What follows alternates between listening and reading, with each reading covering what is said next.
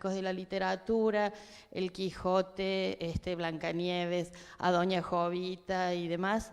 Y en 5 años recorrimos los 10 departamentos del norte de Córdoba: Colón, Totoral, Ischilín, Tulumba, Río Seco, Sobremonte, Cruz del Eje, Minas, Pocho y San Justo. Pero bueno, no estamos para hablar de mí, sino que me dijo Cari que me presente, y solamente quiero, hay un videíto que relata brevemente en primera persona qué significa para un maestro, en este caso del departamento Pocho, que fue con sus 3 alumnos. Yo creo que... Fue con sus 3 alumnos que caminan 8 kilómetros todos los días para llegar a la escuelita, fueron invitados a la fiesta. Lo que significó el antes y el durante y bueno, y seguramente el después de esto, ¿no? Ahí está, uno de los testimonios. Yo creo que es una experiencia preciosa que van a vivir los chicos, algo inolvidable.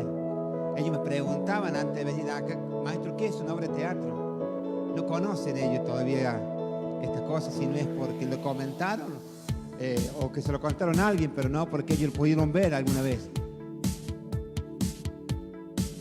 Años anteriores estaban un poco aislados y nos sentíamos un poco aislados y solos ahí como maestros rurales trabajando en un rinconcito, pero hoy en día podemos, creo que hay una apertura para tener esa vivencia, para conocer otras realidades en el caso de estos chicos, amén, porque no solamente está en enseñar aprendizaje, sino que los chicos pueden tener otras vivencias. Bueno, cortito, pero que explica mejor, ¿no?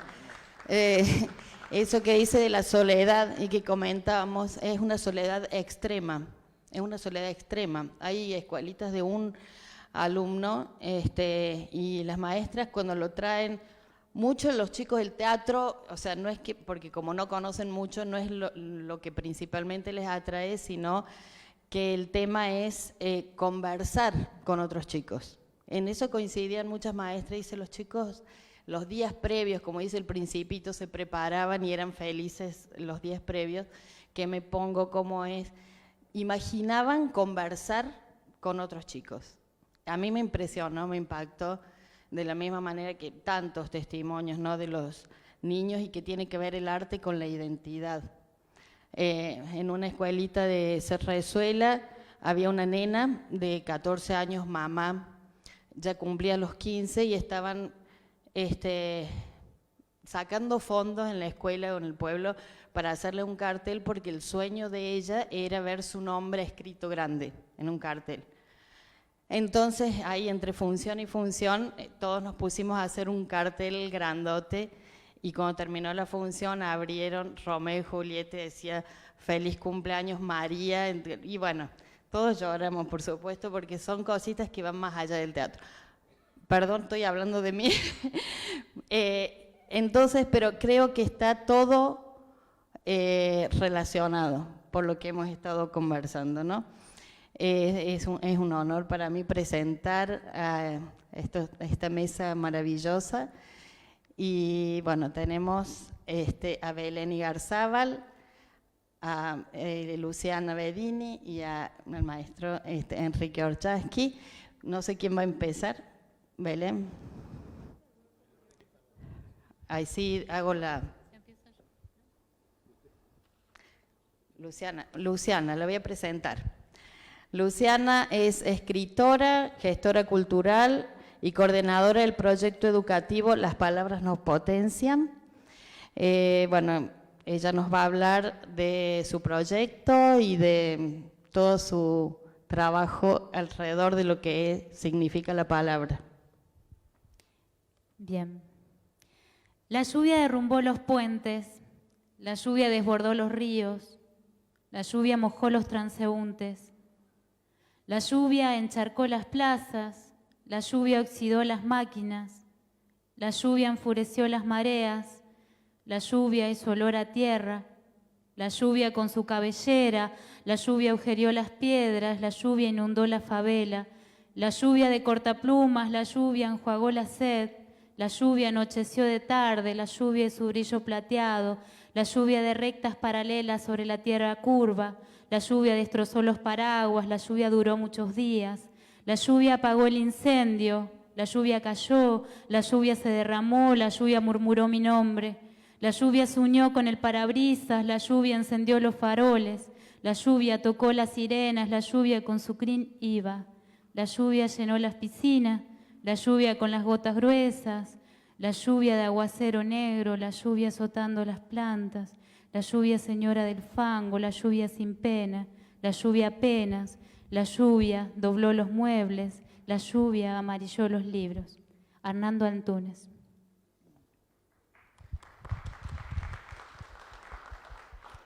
Bueno, arranco esta charla con este fragmento de un texto de Arnaldo porque de repente esto de nombrar la lluvia, de traerla, de evocarla, es uno de los aspectos de la palabra que quiero compartir hoy. Cuando estaba en casa y pensaba, ¿no?, qué compartir, cómo, qué poder brindar, que uno como que también se va buscando y va viendo qué es lo que tiene para compartir, qué es lo más honesto y genuino en este momento también. Pensaba en que la palabra, y que es algo que vengo trabajando muchísimo en los laboratorios de escritura que comparto con un montón de personas, muchos profesionales de la salud, con un grupo de personas que tienen esquizofrenia, con personas que tienen proyectos y que, bueno, están como encontrando también modos de decir. Y cuando venía pensando en todo esto, se me vinieron dos aspectos de la palabra que quiero compartir hoy, ahora con ustedes. Uno es el poder evocador de la palabra. ¿Qué es esto? Evocar es traer, es que cada palabra que decimos está trayendo un montón de imágenes.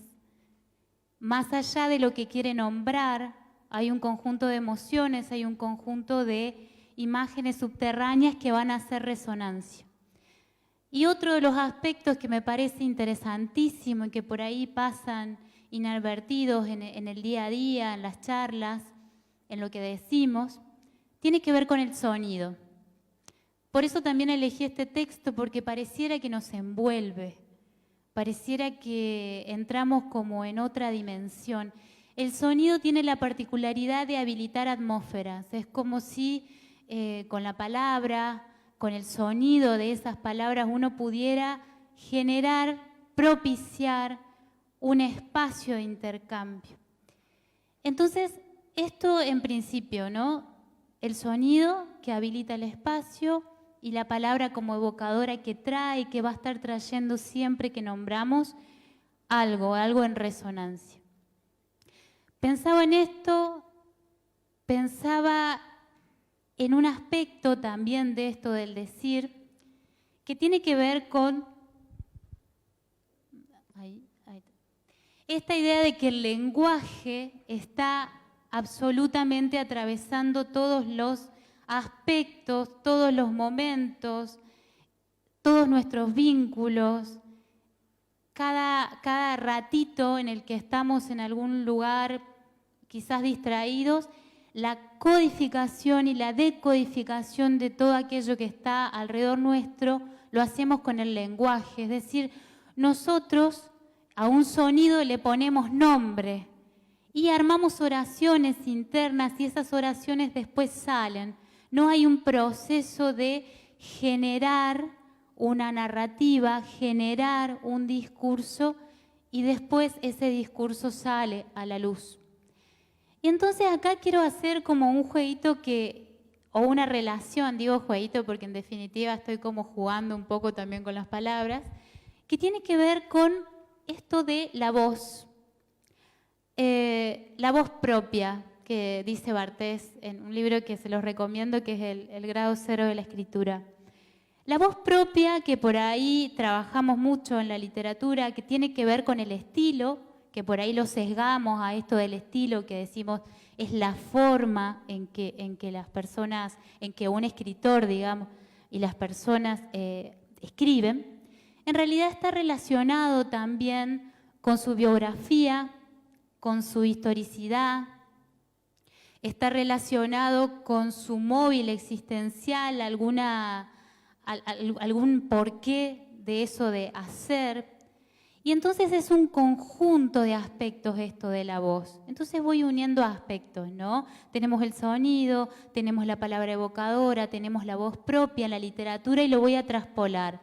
La voz propia de cada uno de nosotros que construye. Una voz que tiene que ver con todo eso, con la respiración, con lo vincular. Y entonces en eso de la voz propia, del sonido, de la evocación, surge algo interesante que tiene que ver con narrar, ¿sí? Nosotros estamos todo el tiempo codificando y decodificando y narrándonos, narrando a otros algo. Este procedimiento lo hacemos todo el tiempo y genera una subjetividad, ¿sí? Algo propio de cada uno de nosotros. Y es lo que compartimos. Y es lo que tiene que ver también con los momentos en los que nos encontramos con otros.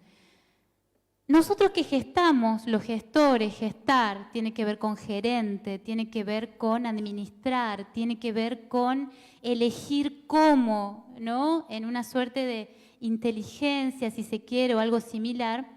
Estamos todo el tiempo en relación con conversaciones con otros, pero también en relación con conversaciones con nosotros mismos, con narraciones propias, con esa voz propia, con esa evocación, con ese sonido constantemente. Entonces, como gestores, me parecía interesante plantear algunas de las preguntas que nos permitan pensar entonces qué nos estamos contando acerca de nuestros proyectos.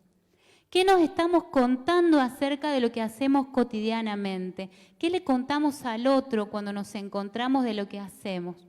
Algunas de las preguntas que se me ocurrieron son esas dos. También pensar en el tiempo y en la disponibilidad del tiempo en relación a eso que consideramos es nuestro gestar, nuestro proyecto gestante. Y en cuanto a eso, también pensar en esa voz interna, en esa narración, en ese sonido y en esa evocación con respecto a las ideas y los proyectos y la proyección de eso. Entonces la pregunta es, ¿esa narración interna que hacemos nos colabora en la proyección de lo que estamos gestando? ¿Hay una relación entre el pensamiento, la palabra, la narración y lo que estamos gestando? Eso me preguntaba. Y pensaba en esto de la palabra como acción. Y vuelvo a este poema, que en realidad es un poema narrativo, en el que la lluvia aparece, la lluvia se instala, la lluvia nos lleva a sentir sensorialmente, recreamos la lluvia, nos instalamos en la lluvia, hay una acción de la palabra. La palabra genera una acción que es la lluvia. Y entonces también pensar en el uso de las palabras, en el uso de las narraciones, en cuanto a las acciones que querramos llevar adelante, en cuanto a esto que decías, ¿no? Un poco que contabas en este relato de cómo surgió ese proyecto, desde dónde surgió, cuáles fueron las diferentes instancias, qué te genera, digamos, en ese bucear en el relato propio y bucear en el relato que le damos y le brindamos a los otros con respecto a esto de gestar, gestionar proyectos. Pensaba también qué otra herramienta podía existir o qué poder comentar, también desde la experiencia, que es lo más genuino. Yo trabajo mucho en laboratorios en los que las personas, por ejemplo, muchas mujeres, se reconectan con la escritura. Y pensaba en ese gesto de la reconexión de la escritura. Y quería, de alguna manera, invitarlos también a reconectarse con la escritura por muchas razones, muchísimas, pero fundamentalmente por dos. Una que está relacionada con esto, digamos, que nos convoca, que tiene que ver con el ordenamiento de las ideas, que tiene que ver con una manera de generar un mapa posible del pensamiento a partir de exteriorizarlo en la escritura. Y otro, también invitarlos desde la literatura y especialmente desde la poesía. Soy una militante de la poesía, amo la poesía y la poesía nos da un montón y nos posibilita también generar mapas desde lo sensorial y desde la posibilidad de posicionarnos desde una perspectiva y generar subjetividades. Y pensaba entonces en la escritura, también en la gestión, en modos de escribir aquello que deseamos, que tenemos, de ordenar, de generar paralelismos con la historicidad propia, con aquello que queremos que pase, de repensar las narrativas y de llevar esas nuevas narrativas, ¿sí? Esa construcción de nuevas narrativas a partir de la observación hacia una transformación. Transformar es trascender algo. Quizás, pienso, sería lindo, agradable, transformar aquellas narrativas que quizás no nos permiten la proyección en ese gesto de crear, en ese gesto de compartir aquello que creemos que estamos entregando de alguna manera y que tiene que ver con cualquier proyecto que tengamos. Bueno, no sé si es un montón lo que dije.